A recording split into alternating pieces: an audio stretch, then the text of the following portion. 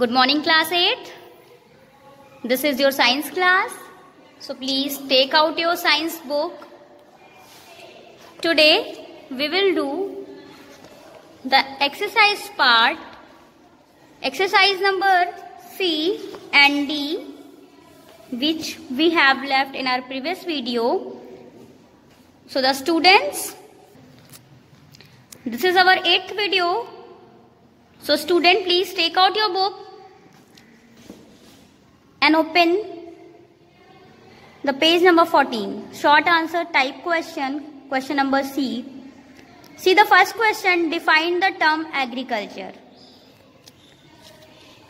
Please open the page number 5. Page number 5 पे जाइए, वहां आप देखेंगे ये The word agriculture is derived from the Latin words agere means field and culture means cultivation. पहले ये लिखेंगे आप C का 1, यहाँ मैंने A और B दो पार्ट में आंसर को दिया है, तो पहले आपको लिखना है the word agriculture is derived from the Latin words agere and means field and culture means cultivation. Thus फिर देखिए thus the branch of science which deals with the methods of food production from plants and animals is called agriculture. ठीक है, पहले लिखना है the word agriculture is derived from Latin words agere means field and culture means cultivation. Thus the branch of science which deals with the method of food production from plants and animals is called agriculture. ये आपका first answer है. Second question देखिए, define crop. आपको crop को define करना है. Same page number पे देखिए, पेज नंबर 5, सी का 2 आंसर दिख रहा है. आंसर सी का 2.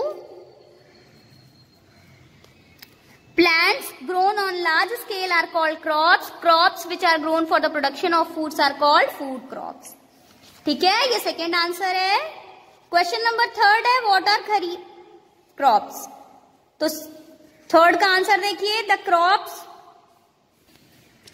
grown in monsoon season between June to October are called kharif crops. Paddy, maize, groundnut, cotton, soyabean, jute, millet, etc. are the kharif crops. Question number 4 है आपका, what are rabi crops. सो देखिए, these crops are grown in winter season between October and March. Wheat, gram, pea, mustard, linseed, etc. are some rabi crops. Okay, तो ये answer number 3, सी का 3 है. Answer C का 4 है. अब देखिए question number 5, what are manure and compost. Page number 8 पे देखिएगा, पेज नंबर 8, आंसर सी का 5. ऐसे हेडिंग डाल के लिखेंगे आप. क्वेश्चन पूछा है ना, what are manure and compost, तो मैन्यूर डालिएगा. Manure is an organic material which is formed by the microbial decomposition of the plants and animal waste. ये हो गया. उसके बाद कंपोस्ट की हेडिंग डालेंगे. Compost is a manure made by the converting of dead plants and animal waste in a pit with alternative layers of soil. It is also produced by the microorganism actions. ये answer 5 आपका यहाँ complete होता है. Question number 6 देखिए, what is fertiliser. Page number 8 पे ही देखिएगा, fertiliser. Answer C. Question number 6 का आंसर देखिए, ये सी का 6 दिख रहा है आपको. These are fertilizers. These are inorganic chemical substances prepared in the factories. There are three types of chemical fertilizers: nitrogenous fertilizer, phosphatic and potassic fertilizer. पहले आप यहां तक लिखेंगे, यानी कि यहां से स्टार्ट करके आपको पहले यहां तक लिखना है. उसके बाद urea is a common nitrogenous fertiliser while super phosphate is a phosphate fertiliser.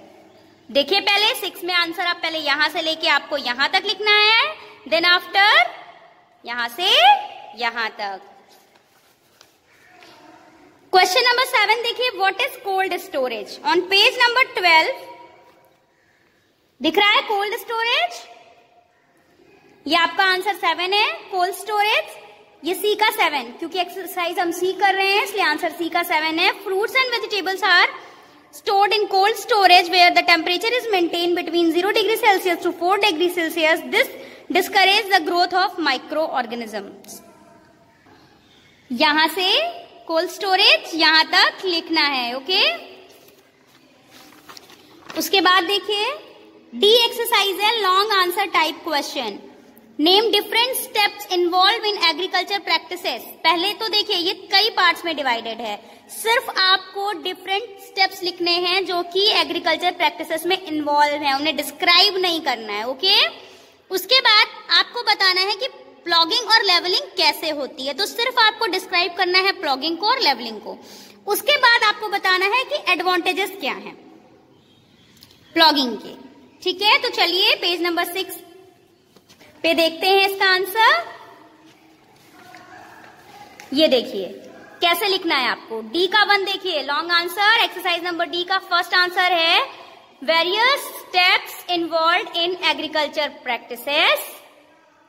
बस इतनी हेडिंग डालनी है, various steps involve in agriculture practices. उसके बाद ये स्टेप्स आपको लिखने हैं, ये आपको स्टेप्स लिखने हैं ओनली, ओके।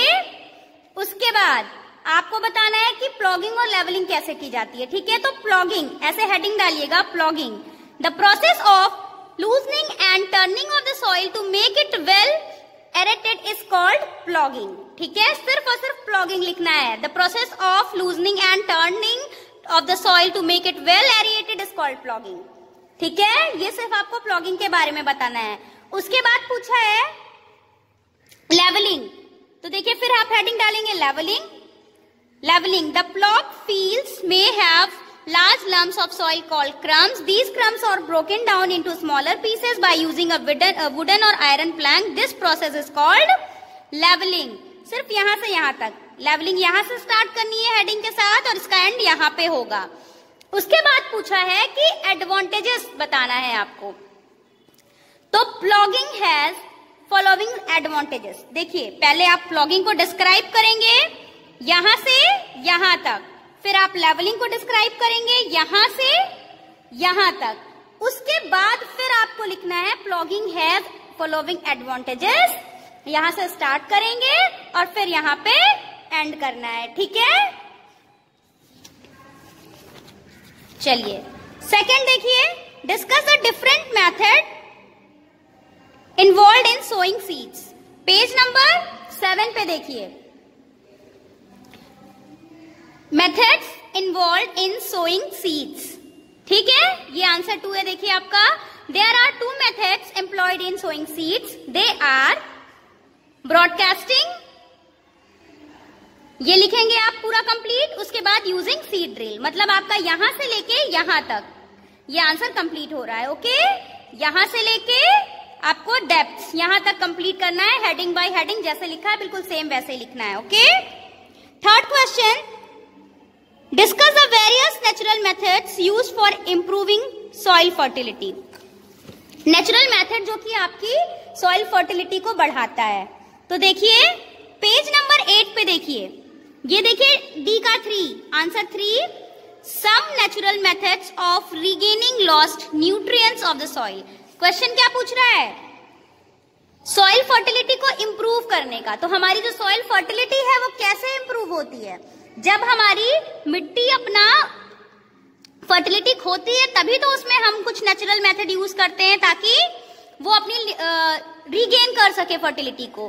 तो some natural method of regaining lost nutrient in the soil,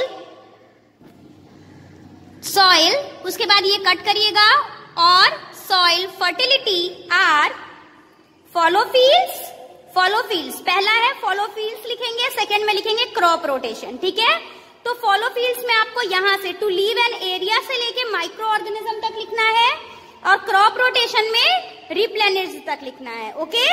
if land is used for sowing a leguminous crop, उसके बाद यहां रिप्लेनिश्ड। ये हमारे नेचुरल मेथड है, okay. Next question, what is irrigation? Irrigation क्या है?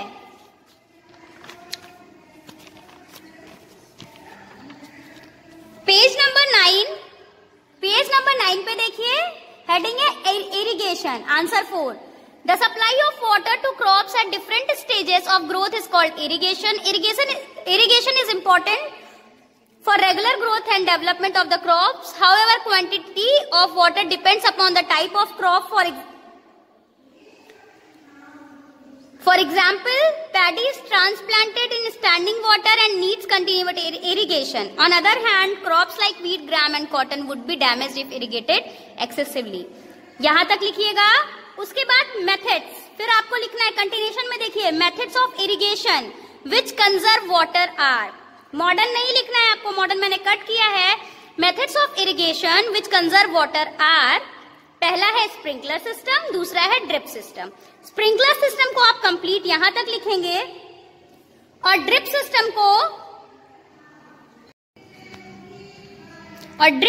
को आपको यहां से यहां तक लिखना है. Okay students.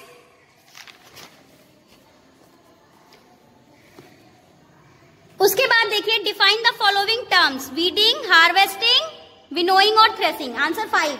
ये चारों को सिर्फ आपको डिफाइन करना है. तो देखिए वीडिंग,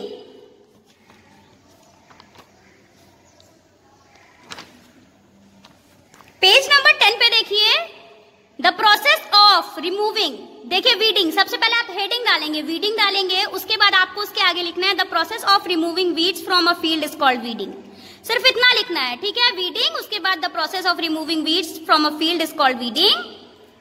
सेकंड देखिए आपको क्या लिखना था, हार्वेस्टिंग ना. हार्वेस्टिंग का आप ऐसे हेडिंग डालेंगे. उसके बाद harvesting the process of cutting and gathering a manure crop is called harvesting. फिर है सी वाला कि विनोइंग. तो विनोइंग ऐसे हेडिंग डाल दीजिएगा. After threshing grains are separated from the chaff. The process of separating the grains from the husk of is called winnowing. यहां से यहां तक. फिर उसके बाद थ्रेसिंग पूछा है, तो हेडिंग डालेंगे थ्रेसिंग. उसके बाद लिखेंगे the process of separating grains from the harvested crops is called threshing. Students, ये चैप्टर अब आपका कंप्लीट होता है क्वेश्चन आंसर. अब आपको सिर्फ कॉपी में क्वेश्चन आंसर करना है और उसे सबमिट करना है. Okay, bye bye, have a good day.